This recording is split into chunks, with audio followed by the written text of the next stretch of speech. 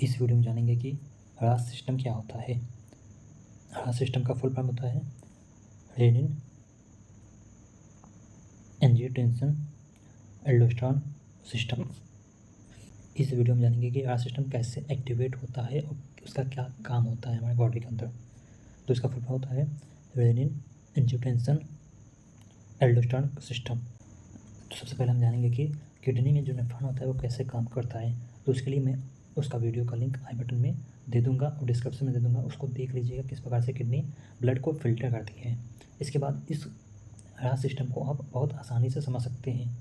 तो उसमें हमने बताया था कि जो डिस्टल ट्यूब्यूल है उसमें होता है जक्सा ग्लोमेरुलर सेल्स होता है, उसमें होता है सेंसर लगे होते हैं। जब भी हम कार्डियक आउटपुट कम हो जाता है यानी बीपी कम हो जाता है, घट जाता है, तो GFR यानी ग्लोमेरुलर फिल्ट्रेशन रेट घट जाएगा। घटने के बाद तुरंत डिस्टल कन्वर्टर ट्यूब्यूल को पता चल जाएगा कि जो भी उस पर जो सेंसरी आर्गन लगे हों, जैसे मैकुला डेंसा यहाँ पे देख सकते हैं कि हमारे किडनी में DCT नाम का एक पार्ट होता है जिसे डिस्टल कन्वर्टर ट्यूब्यूल्स बोलते हैं। उसमें सेंसरी आर्गन लगे होते हैं। उस सेंसरी आर्गन का नाम होता है मैकुला डेंसा। उस सेंसरी आर्गन का नाम है मैकुला डेंसा। यह क्या करता है, ये रेनिन सिक्रेट कर जाता है, जो कि एक क्या होता है, हार्मोन्स होता है। यह हमारे ब्लड में यह क्या करता है, डाल देता है इसको।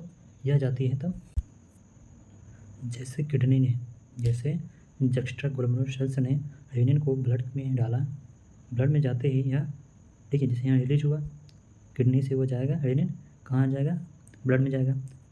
तो ब्लड में जाते ही ये लीवर हमारा क्या सीक्रेट करता है, एक एंजाइम सीक्रेट करता है जिसका नाम एंजियोटेंसिनोजन। वो क्या करता है, इसको रेनिन को कन्वर्ट कर देता है किसमें, एंजियोटेंसिन 1 में।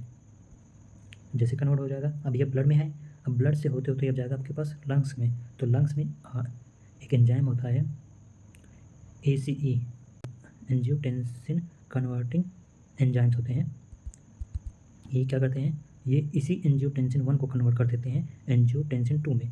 जब एंजियोटेंसिन 2 हो जाता है तो यहाँ पे जो एंजियोटेंसिन 2 है ये 2 जगह जाता है आपका।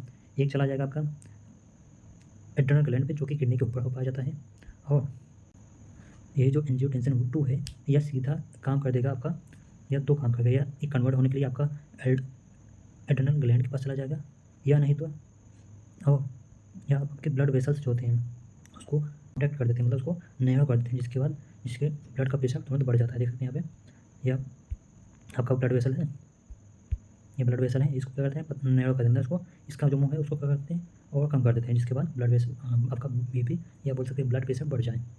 तो ये एंजियोटेंसिन 2 कहाँ जाएगा आपका, यहाँ पे जाएगा एड्रेनल ग्लैंड के पास जाएगा। अब एड्रेनल ग्लैंड क्या करेगा, इसको क्या करेगा, जैसे एंजियोटेंसिन 2 जाएगा वहाँ पे एड्रेनल ग्लैंड पे, तो एड्रेनल ग्लैंड रिलीज करेंगे, क्या करेंगे, एल्डोस्टेरोन रिलीज करेंगे, जो कि एल्डोस्टेरोन कहाँ पे आपका काम करेंगे, जो कि किडनी की रीअब्जॉर्प्शन, जहाँ पे नमक यानी NaCl हो गया और वाटर का जहाँ रीअब्जॉर्प्शन हो रहा है उसको बढ़ा देंगे। जो कम रीअब्जॉर्प्शन हो रहा है उसके रेट को बढ़ा देने से आपके ब्लड का वॉल्यूम बढ़ जाएगा। अल्टीमेटली जब ब्लड का वॉल्यूम बढ़ेगा तो आपका BP भी क्या होगा, मेंटेन हो जाएगा, क्योंकि घट गया था आपका BP। तो क्या था, ब्लड यानी फ्लूइड की मात्रा आपके बॉडी में कम हो गया था। जैसे ही यह एल्डोस्टेरोन आपके किडनी की जो रीअब्जॉर्प्शन वाले पार्ट को या क्या कर देगा, स्टिमुलेट कर देगा। स्टिमुलेट मतलब उसको बढ़ा देगा। तो बढ़ाने की वजह से बढ़ा देगा तो क्या होगा, एक लो है तो यहाँ क्या मेंटेन करने का काम ये करता है आपका एल्डोस्टेरोन।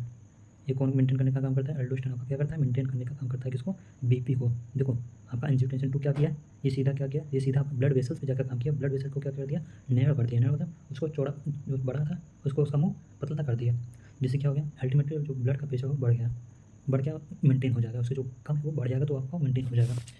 तो यहाँ पे अब यही एंजियोटेंसिन 2 है, ये जाकर आपका एड्रेनल ग्लैंड पे जाता है और एल्डोस्टेरोन को रिलीज करवाता है वहाँ से। जैसे एल्डोस्टेरोन रिलीज होता है, यह क्या करता है, आपका किडनी में जो रीअब्जॉर्प्शन का पार्ट रहता है, जिसमें आपका ब्लड, जिसमें NaCl हो गया, आपका वाटर हो गया, जो रीअब्जॉर्प्शन के पार्ट को यहाँ स्टिमुलेट करता है, ये भी बढ़ा देगा, जिससे कि ज़्यादा से ज़्यादा फ्लूइड को, ज़्यादा से ज़्यादा NaCl और ब्लड को NaCl और जल रीअब्जॉर्ब हो जाए आपके ब्लड में। तो ये अल्टीमेटली दो काम करता है, डायरेक्ट और इनडायरेक्ट काम करता है। तो यही वाला सिस्टम है।